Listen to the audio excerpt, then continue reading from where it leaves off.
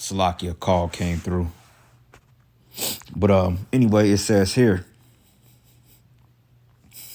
it says the most recent report of Institute shows that international finance shows that the share of debt has hit a staggering 336% of global GDP compared to an average debt to GDP ratio of 110% in 2012 for advanced economies and 35% for emerging markets. Wow.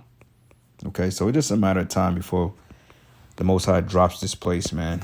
But all hell was getting ready to break loose. You know, going back into the Weimar Republic, when basically the money was devalued, people was using the money to pretty much bathe themselves in bonfire for heat because the money was destabilized, man.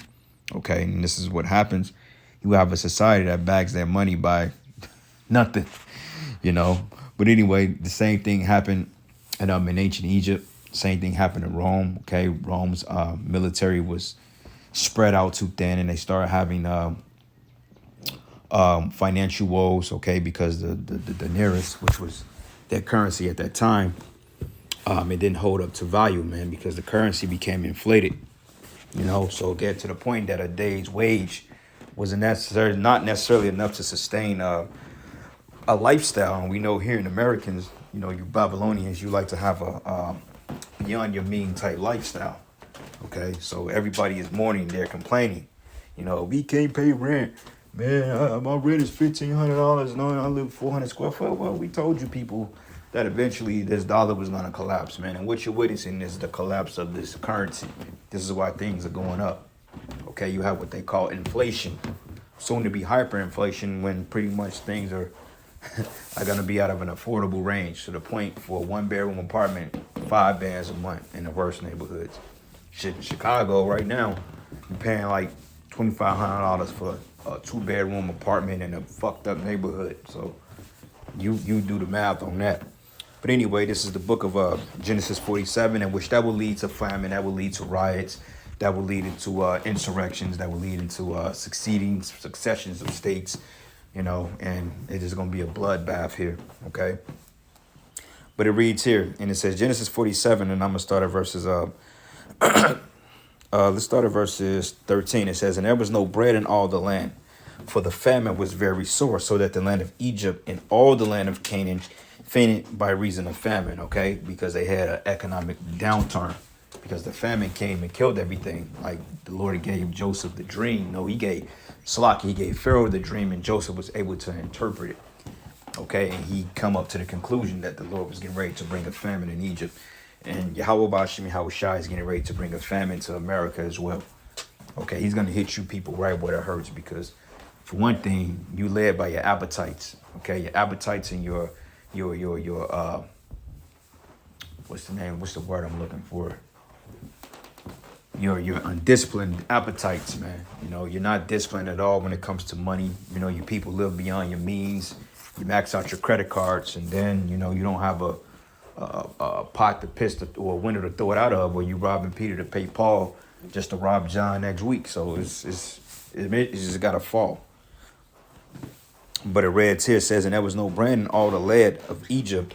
No, and it says, and there was no bread in all the land, and the famine was very sore, so that the land of Egypt and all the land of Canaan fainted by reason of famine.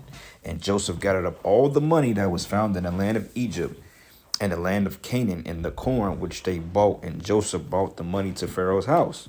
Okay, and when the money fell, when money fell in the land of Egypt and in the land of Canaan, all the Egyptians came into Joseph and said, "Give us bread." It says, "For why should we die in thy presence? For the money felleth," and the money is failing right now.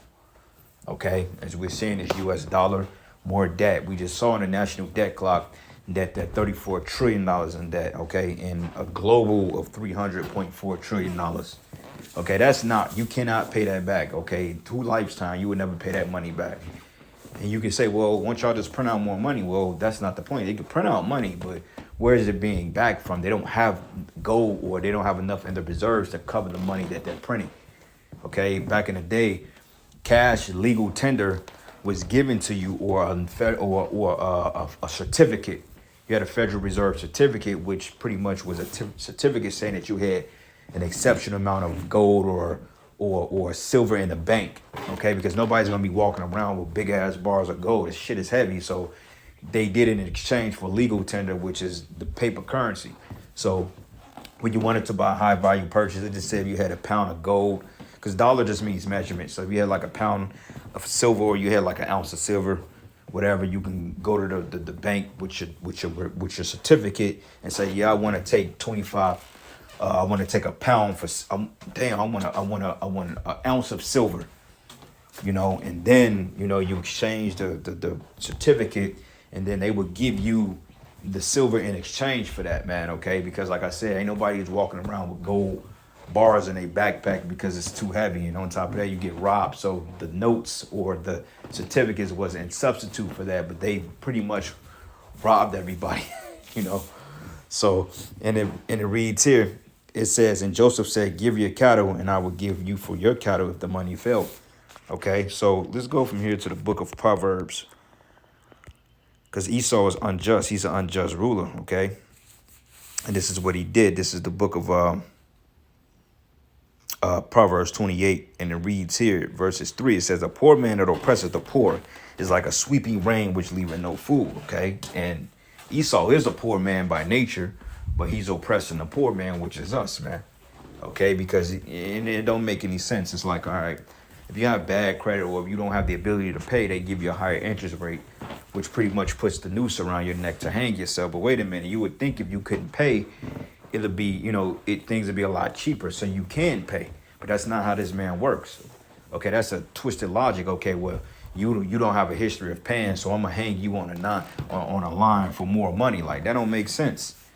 If this person has a 29% interest rate and he's only making minimum wage and he struggles, why the hell did you not give him a cheaper interest rate? Okay, because it's about keeping the people in debt and keeping the rich poor. And you have to understand, as long as the rich is poor, then, as long as the poor is poor, the rich can remain rich. Because one thing that the rich do, they borrow money from the poor, you know what I'm saying? And they pay themselves with it. That's why it says they didn't forsake the... Yep, and let's go down to verses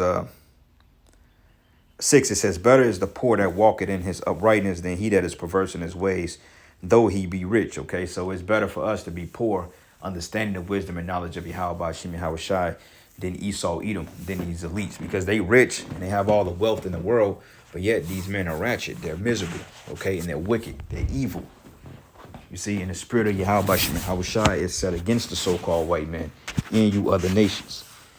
And it reads here, and it says, he that by usury and unjust gain increaseth his substance, but he should gather it for him that would pity the poor, man, because all that wealth you have eventually is going to be transferred back into the nation of Israel.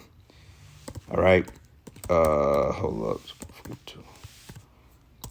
So all that money you got, Esau, all the money you stole, you're going to run that back, man. All right. This is the book of Proverbs 29. And let's start at 2. It says, when the righteous are in authority, the people rejoice, but when the wicked bear rule, the people mourn. Yeah, this is why you see a lot of testimonial videos, or like a lot of people going on TikTok and YouTube complaining about how they can't make ends meet because of this unrighteous system, and they're ready to revolt against it because they feel like they worked and haven't received anything out of it. But you people are that stupid to the point you signed up for this shit,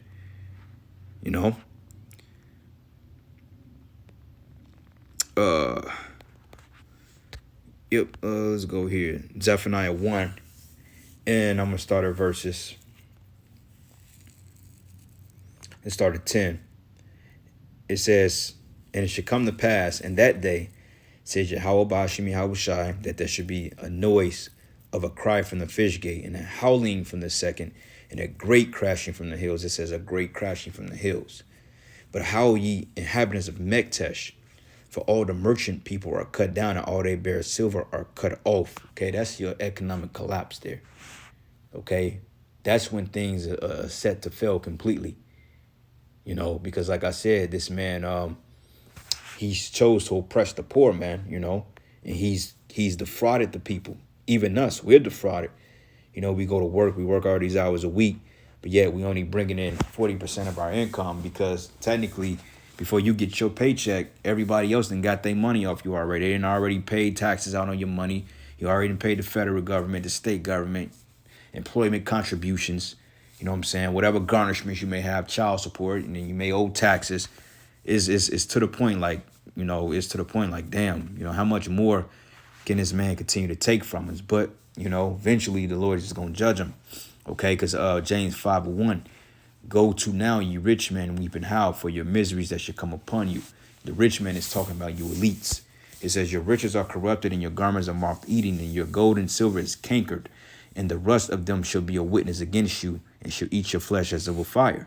It says, you have heaped treasures together for the last days. The gold, all that gold they didn't got out of Fort Knox, all the shit they didn't stole from the oceans of Puerto Rico.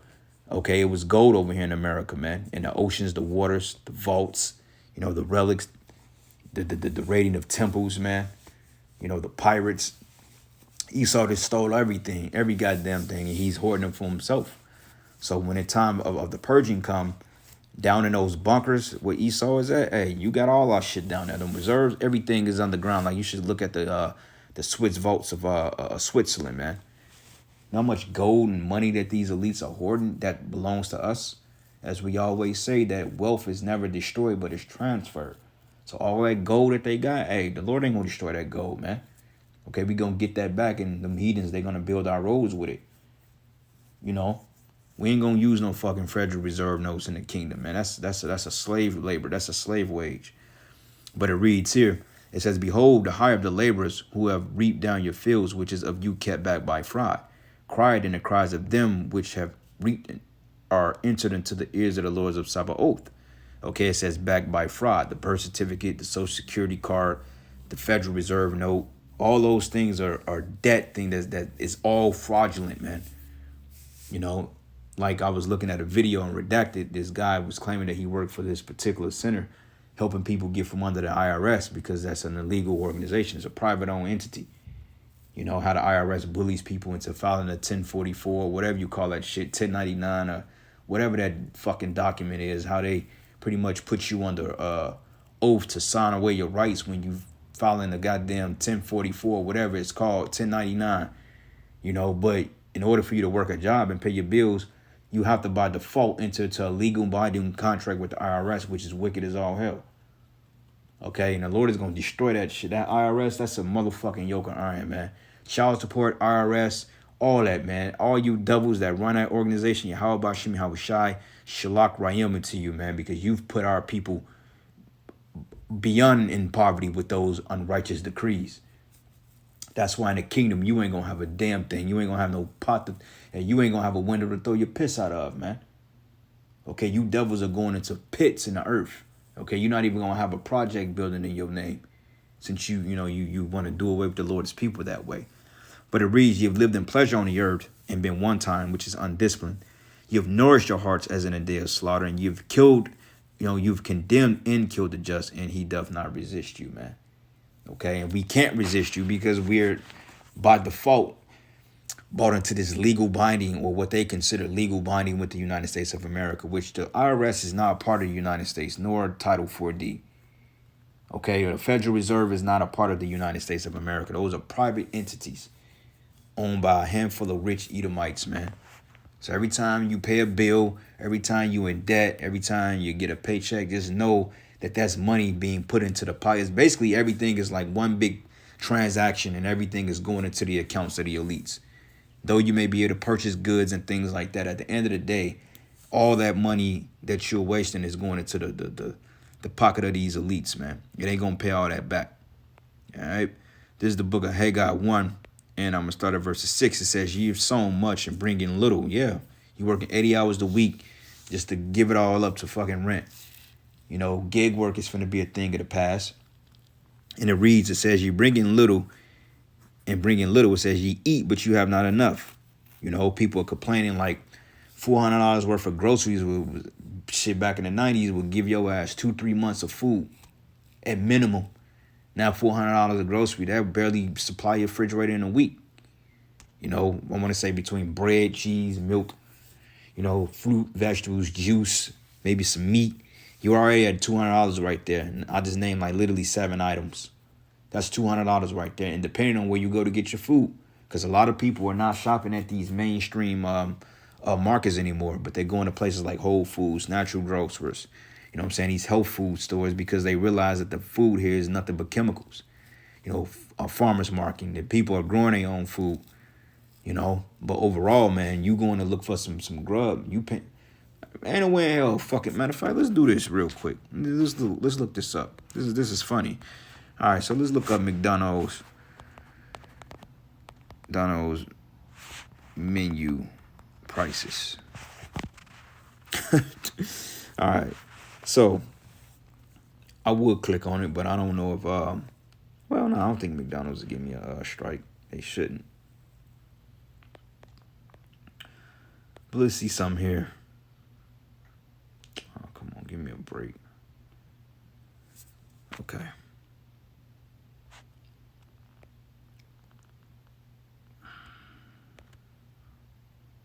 Matter of fact, fuck it. Let's do this, man. I'm not finna go through all that. They want to play games. Let's see the full menu here. So burgers, right? Big Mac. And I admit, man, for the Big Mac to be a poisonous sandwich, it's a good ass sandwich, man. But it's poison. But look how much you paying for this shit. They're not giving me a price.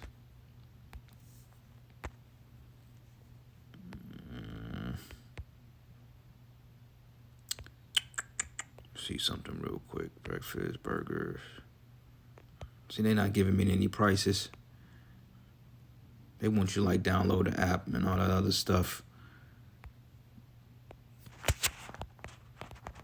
McDonald's prices 2024. And the crazy part about it is they're cutting costs with all this chemicals and shit, but yet the food is going up. And no way in hell you should be paying no $10 for no damn Big Mac, man. Come on, bro. What the fuck? See if I can find a better screenshot.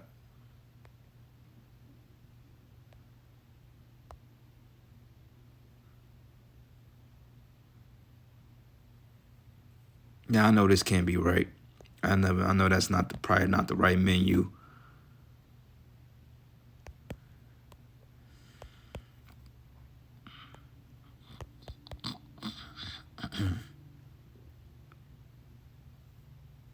Oh, peep this. $3 for a single McDonald's hash brown. Customers are fed up and pushing back. And they gonna keep going up on it because they know you fucking dummies don't buy that shit, man. I remember hash brown was $1. 2 for $1. $1.49 for a crummy ass potato. You know? Let's look up here. Okay, so McDonald's combo meals, they had $1 menu. I remember the double cheeseburger used to be on there. That's a thing in the past. But yep, Big Mac, and these are just the sandwiches, bro. This ain't the meal. These are the sandwiches. Quarter pounder with cheese, double quarter pounder, $9.19. That's like going and sitting down like at an Applebee's or like a 54th Street or like a, what do you call that place? IHOP or Denny's or something, or a Cheesecake Factory and getting you a decent sized burger. $7 for a fucking crispy spicy chicken deluxe, man. You gotta be out your goddamn mind. Okay, the Big Mac combo meal, $13.19. The cheeseburger combo meal, I remember those that was $4.99. They 2 burgers and a fry and a drink. Quarter pounder with cheese meal, $13. Double quarter pounder, $14. And people are buying this shit, man. Sprite $1.61%. Yeah, man, it's all usury. Now let's look at the prices back in 1990 when the food was somewhat decent. Somewhat decent. Oh, man. All right, bam. So peep this. This is back in the 90s. Supersize it. This was a Big Mac meal for $3. The whole meal. 2 cheeseburger meals, $3. McChicken meal, $3. Everything on here was $3 besides the McChicken grill. and a double quarter pounder, $4 for the whole meal, which was fulfilling. And back in the day, McDonald's was actually it was never good for you, but it's a lot better than the folly that they getting you today, man. All right, so that tells you right here. It says ye have so much and bring in little. It says ye eat, but ye have not enough. Ye drink, but ye are not filled with drink. Ye clothe you, but there is none warm. And he that earneth wages to put it into a bag with holes in it, man. Meaning that the minute you get your money, it gotta go. You know, like my grandmother always had a saying. She said, money goes like water. The minute you get it, you ain't got it no more. You think that these stupid people out here will be man enough to know that they're being played, but not. As long as they got the illusion of freedom and got a so-called good job title and a nice apartment with some good carpet, these people, they cool with it. Okay, this is in the New Living Testament. It says, ye have planted much but harvest little. You eat but are not satisfied. You drink but still thirsty. You put on clothes but cannot keep warm. Your wages disappear as though you were putting them in pockets filled with holes, man. Because basically you being robbed by this establishment, man, okay? But anyway, I'm going to end it there, giving all praises and glory